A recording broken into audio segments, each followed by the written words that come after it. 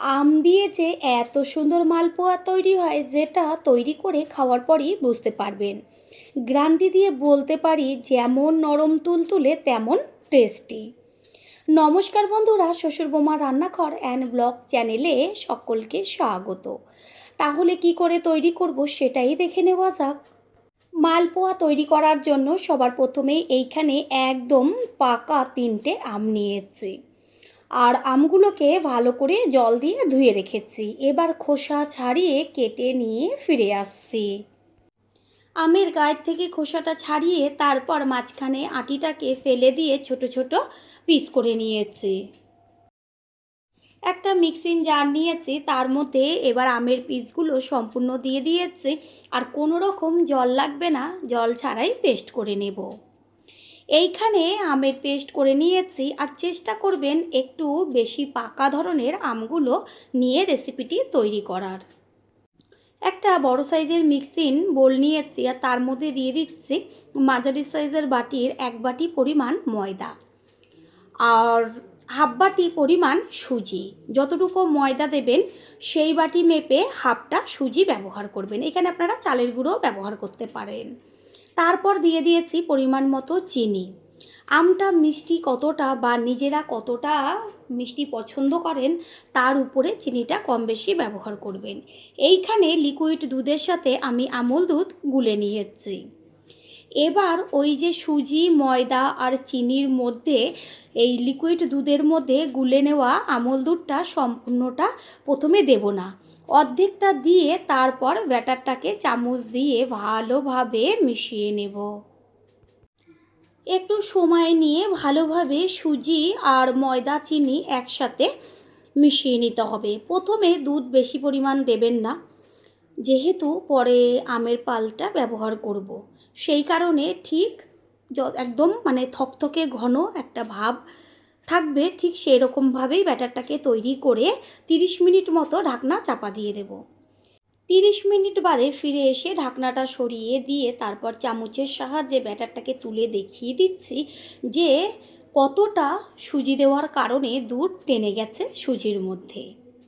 যদি কেউ জল ব্যবহার করেন তাহলে অবশ্যই আমুল দুধটা জলে গুলে ব্যবহার করবেন। এবার এর মধ্যে দিয়ে দিচ্ছি ওই যে আমের পাল্পটা, সেই সম্পূর্ণটাই এর মধ্যে দিয়ে দেব। তারপর একটা হ্যান্ড উইন্সের সাহায্যে ভালো করে ব্যাটারটাকে মিশিয়ে নিতে হবে।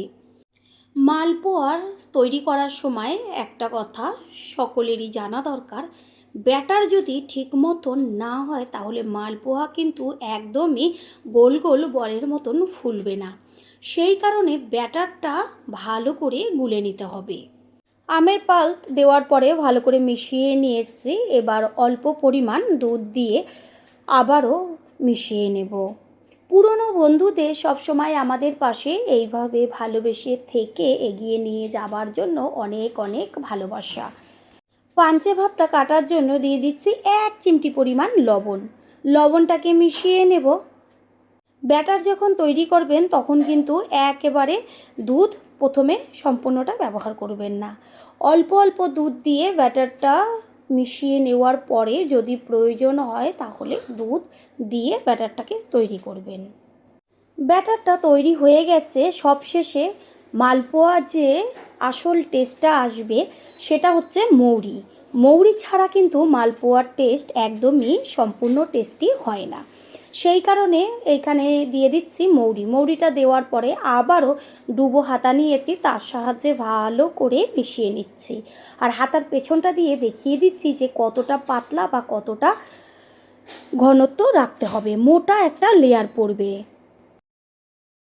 গ্যাসের ওভেনে কড়াই বসিয়ে কড়াইটা ভালো করে গরম করে নিয়েছি। এবার দিয়ে দিচ্ছি অনেকটা পরিমাণ সাদা তেল। তেলটা প্রথমে ভালো করে গরম করে নিতে হবে। যখন দেখবেন তেলটার থেকে হালকা একটু ধোঁয়া উঠছে, ঠিক তখন গ্যাসের ফ্লেম লোয়ে করে তারপরে ডুবো হাতার সাহায্যে ভালো করে আবারও ব্যাটারটা নেড়ে চেড়ে নিয়ে তারপর 1 হাতা ব্যাটার নিয়ে আস্তে করে তেলের মাঝখানে ছেড়ে দিতে হবে। দেওয়ার সাথে সাথে কত সুন্দর বলের মতন ফুলে উঠছে। একটা ফুটো ঝাঁঝরি নিয়েছি আর ঝাঁঝরির সাহায্যে মালপোয়াটার ওপরে তেলটা বেশ ছড়িয়ে ছড়িয়ে দিতে হবে। নিচের পিঠটা কিছুক্ষণ ভাজা হওয়ার পরে উল্টে দিতে হবে ওপরের পিঠটা হবার জন্য। কত সুন্দর একদম পুরো বলের মতন ফুলে উঠেছে। দেখা মাত্রই ছোট থেকে বড় সকলের জিভের থেকে জল পড়ে যাবে। সেই কারণে বারবার বলছি, বাজারে পাকা আম থাকতে থাকে একবারের জন্য হলেও এইভাবে আম দিয়ে মালপোয়া তৈরি করে খেয়ে তারপর এসে কমেন্ট করে জানিয়ে যাবেন। মালপোয়াটা সুন্দরভাবে ভাজা হয়ে গেছে দুই পিঠই। এবার ওই ঝাঁঝরির মধ্যে মালপোয়াটাকে রেখে দিতে হবে। এতে কি হবে, তেলটা ঝরে যাবে, তারপর একটা পাত্রে তুলে নিচ্ছি।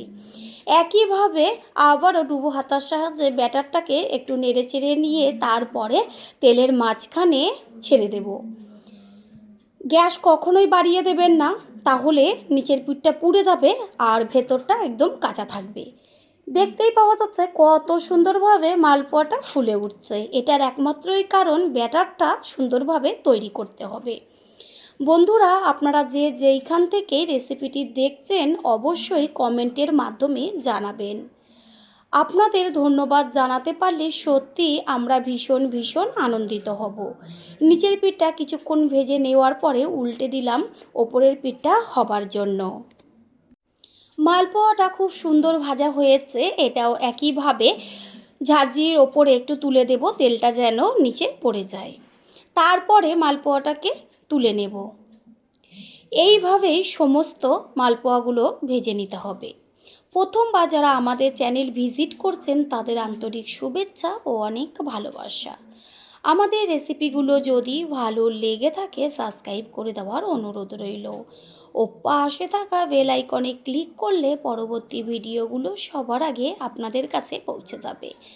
যখন ব্যাটারটা তেলের মধ্যে দেবেন তখনই এরকম ফুটো ঝাঁঝরির সাহায্যে মালপোয়াটার উপরে সুন্দরভাবে তেল ছড়িয়ে ছড়িয়ে দেবেন। এতে কি হবে, দেখবেন মালপোয়াটা একদম সুন্দরভাবে ফুলে উঠছে।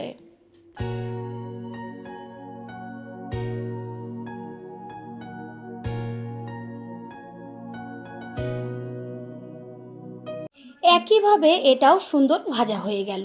এইভাবেই সবগুলো একটা একটা করে ভেজে নিয়ে ফিরে আসছি।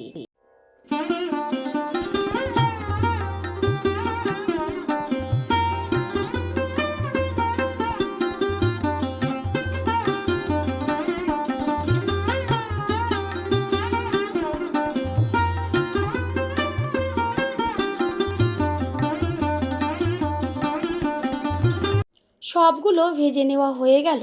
তৈরি হয়ে গেল আজকের রেসিপি আমের মালপোয়া। আশা করি রেসিপিটি ভালো লাগলো।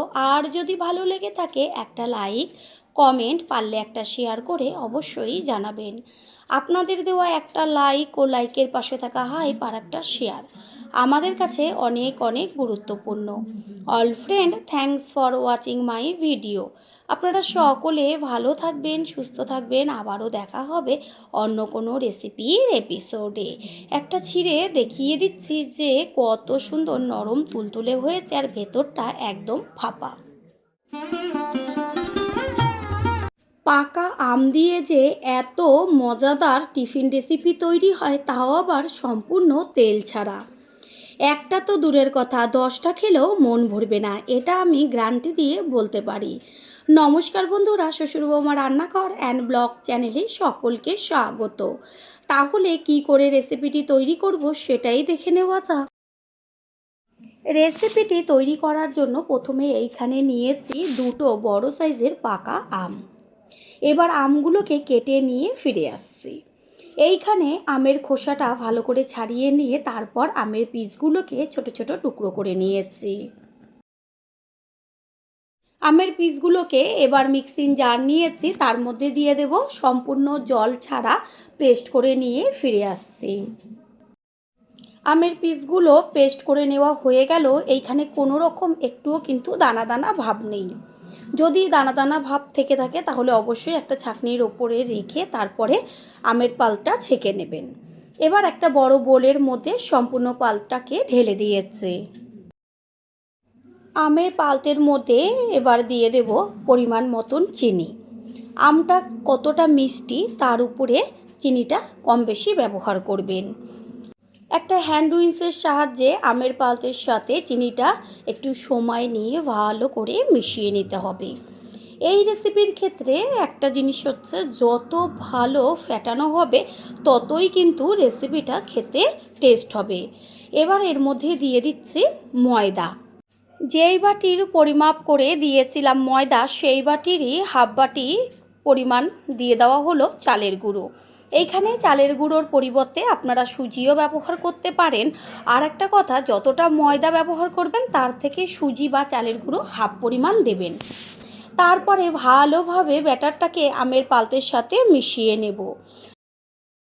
আমের পাল্পের সাথে ময়দাটা মিশিয়ে নেওয়ার পরে এর মধ্যে দিয়ে দেব দুধ। আমি এইখানে আমুল দুধ আগে জলে গুলে রেখেছিলাম, সেই দুধটা ব্যবহার করেছি। আমুল দুধ দিলে কিন্তু ভীষণ টেস্ট হয়। যদি আপনারা লিকুইড দুধ ব্যবহার করেন তবে একটুখানি লিকুইড দুধের সাথে আমুল দুধটা মিশিয়ে নেবেন। তারপর হ্যান্ড উইন্সের সাহায্যে একটু সময় নিয়ে ভালোভাবে এপাশ ওপাশ ঘুরিয়ে ঘুরিয়ে ব্যাটারটাকে তৈরি করে নিতে হবে। পাঞ্চে ভাবটা কাটার জন্য দিয়ে দিচ্ছি 1 চিমটে পরিমাণ লবণ। লবণ কিন্তু একদমই বেশি ব্যবহার করবেন না। তারপরে আবারও হ্যান্ড উইন্সের সাহায্যে ভালো করে মিশিয়ে নেব। দেখলাম ব্যাটারটা ঘন, সেই কারণে আরেকটু দুধ দিয়ে দিলাম।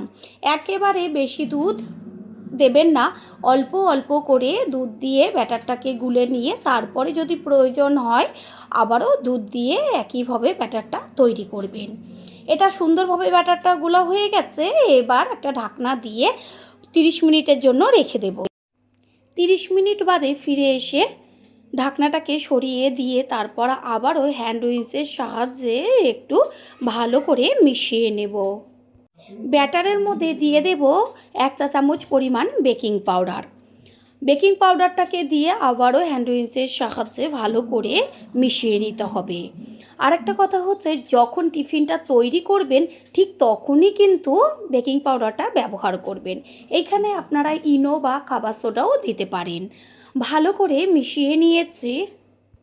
পুরনো বন্ধুদের সবসময় আমাদের পাশে এইভাবে ভালোবেসে থেকে এগিয়ে নিয়ে যাবার জন্য অনেক অনেক ভালোবাসা। ব্যাটার একদম তৈরি হয়ে গেছে। আমি একটা ডুবো হাতা নিয়েছি আর তার পেছনটার দিক থেকে দেখিয়ে দিচ্ছি যে ব্যাটারটা কতটা ঘন বা কতটা পাতলা রাখতে হবে। দেখাই যাচ্ছে একটা মোটা লেয়ার পড়েছে। এটা এইখানে থাক। অন্যদিকে গ্যাসের ওভেনে আমি একটা তাওয়া বসিয়েছি। তাওয়াটাকে প্রথমে ভালো করে গরম করে নেব। আর চেষ্টা করবেন ননস্টিকের তাওয়াই ব্যবহার করতে। যে কোনো ননস্টিকের কড়াই হোক বা ফ্রাই প্যান হোক, তাতে কি হবে, তেল একদম লাগবে না। এই যে প্রথমে আমি একটু তেল দিয়ে মানে সাদা তেল দিয়ে ব্রাশ করে নিচ্ছি, আর কোনো রকম তেল ব্যবহার করব না। এবার ডুবো হাতায় করে আবারও ব্যাটারটা একবার নেড়ে চেড়ে নিয়ে তারপরে আস্তে করে তাওয়ার মাঝখানে এক জায়গায় ছেড়ে দেব। দেওয়ার সাথে সাথেই দেখা যাচ্ছে যে কত সুন্দর একদম জালিদার হয়ে যাচ্ছে। তারপর একটা ঢাকনা চাপা দিয়ে দেব। এতে কি হবে, যেমন ফুলবে তেমন জালিদার হবে। দেওয়ার সাথে সাথে গ্যাসের ফ্লেমটা একদম লোতে রাখতে হবে, না হলে নিচের দিকটা পুড়ে যাবে। এবার 3 থেকে 4 মিনিট হওয়ার পরে ঢাকনাটা সরিয়ে দেখিয়ে দিচ্ছি যে কতখানি ফুলে উঠেছে আর সম্পূর্ণটা জালিদার হয়ে গেছে। আস্তে করে এবার উল্টে দিতে হবে ওপরের পিঠটা হবার জন্য। দুই পিঠেরই কালার এত সুন্দর হবে, দেখা মাত্রই ছোট থেকে বড় সকলেরই জিভের থেকে জল পড়ে যাবে আর মুখে দেওয়া মাত্রই একদম মোমের মতন গলে যাবে। নিচের পিঠটাও হয়ে গেছে। এবার উল্টে দেব। ঠিক এইভাবে এপিঠ ওপিঠ করে টিফিনগুলো তৈরি করে নেব। এটা সম্পূর্ণটা হয়ে গেছে, একটা নামিয়ে নিলাম। আবারও একইভাবে আরেকটা কথা, যতবার দেবেন ততবারই কিন্তু ব্যাটারটাকে হাতার সাহায্যে একটু নেড়েচেড়ে নিতে হবে। তারপর আবারও তাওয়ার মাঝখানে একই জায়গায় আস্তে করে ছেড়ে দেব। গ্যাসের ফ্লেমটা প্রথমে একটু হাই করে দিয়ে তারপর সাথে সাথে লোয়ে করে দিতে হবে। আর একটা কথা হচ্ছে, কোনো রকম তেল আমি ব্যবহার করিনি। আপনারা চাইলে অবশ্যই তেল একটু দিয়ে নিতে পারেন। কত সুন্দর জালিদার হয়েছে দেখা গেল। আবারও কিন্তু ঢাকনাটা চাপা দিয়ে দিয়েছি। একটু বাদেই ঢাকনাটা সরিয়ে দিয়ে নিচের পিঠটাকে উল্টে দেব সেমভাবে ওপরের পিঠটা হবার জন্য।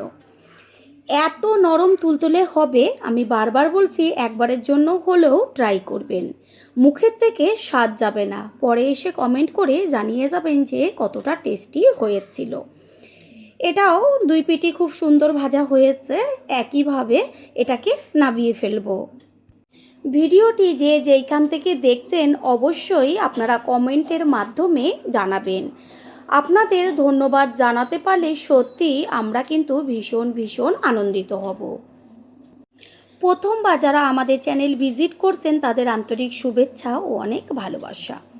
আমাদের রেসিপিগুলো যদি ভালো লেগে থাকে সাবস্ক্রাইব করে দেওয়ার অনুরোধ রইল ও পাশে থাকা বেল আইকনে ক্লিক করলে পরবর্তী ভিডিওগুলো সবার আগে আপনাদের কাছে পৌঁছে যাবে।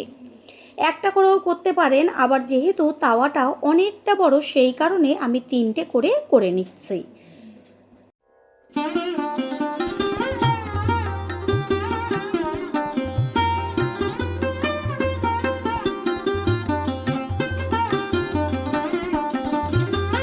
প্রত্যেকটা টিফিনই কত সুন্দর ফুলে উঠেছে আর সম্পূর্ণটা জালিদার হয়েছে। সবগুলোই খুব সুন্দরভাবে ফুলছে, দেখাই যাচ্ছে যে একদম খুন্তি দিয়ে চাপ দিলে পরে পুরো গোল গোল হয়ে যাচ্ছে। দুই পিঠই খুব সুন্দর ভাজা হয়েছে। এগুলোকে নাবিয়ে নিয়ে ফিরে আসছি। তৈরি হয়ে গেল আজকে টেস্টি মজার একটা রেসিপি। আশা করি রেসিপিটি ভালো লাগলো, আর যদি ভালো লেগে থাকে একটা লাইক, কমেন্ট, পারলে একটা শেয়ার করে অবশ্যই জানাবেন। আপনাদের দেওয়া একটা লাইক ও লাইকের পাশে থাকা হাইপ আর একটা শেয়ার আমাদের কাছে অনেক অনেক গুরুত্বপূর্ণ। All friend, thanks for watching my video.